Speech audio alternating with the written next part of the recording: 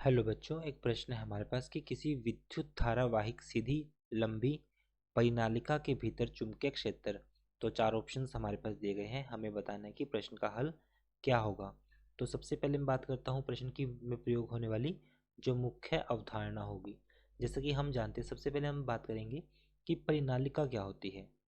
परिनालिका को अगर मैं परिभाषित करूँ तो हमारे पास एक लोहे की या फिर किसी भी धातु की बनी हमारे पास एक बेलनाकार आकृति होगी, जिसके ऊपर हम एक तार जो होगी, हमारे पास विद्युत की तार होगी, उसके कई तरह के लपेटे देंगे। और लपेटे देने के बाद उसमें से हम एक धारा को प्रवाहित करते हैं। धारा को प्रवाहित करने के बाद इसमें हमारे पास जो बनती है, इसको हम क्या बोलते हैं? परिनालिका बोलते हैं। तो प्रश्न के हल में हम कहेंगे कि परिनालिका के भीतर चुंबकीय क्षेत्र रेखाएं समांतर सरल रेखाओं की भांति होती है। परिनालिका के भीतर चुंबकीय क्षेत्र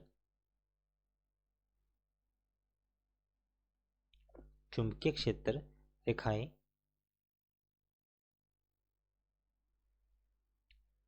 चुंबकीय क्षेत्र रेखाएं समांतर सरल रेखाओं की भांति होती है।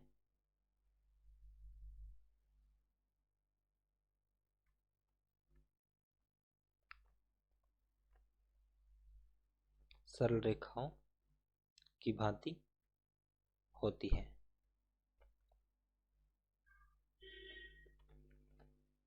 यह दर्शाता है कि किसी परिनालिका के भीतर सभी बिंदुओं पर, कोई भी हमारे पास परिनालिका होगी तो उसके भीतर सभी बिंदुओं पर जो चुंबकीय क्षेत्र का जो मान आएगा, हमारे पास किसी परिनालिका के भीतर सभी बिंदुओं पर चुंबकीय क्षेत्र का जो मान होगा हमारे पास वो समान होता है। अर्थात परिनालिका के भीतर एक समान चुंबकीय क्षेत्र होता है।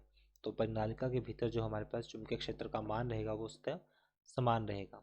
तो हम यहाँ पर कह सकते हैं परिनालिका के भीतर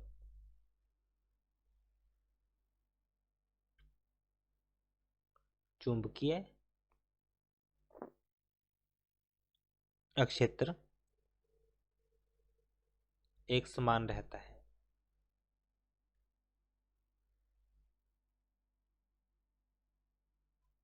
तो इसलिए हमारे पास जो प्रश्न का सही उत्तर होगा हमारे पास वो हो जाएगा ऑप्शन डी।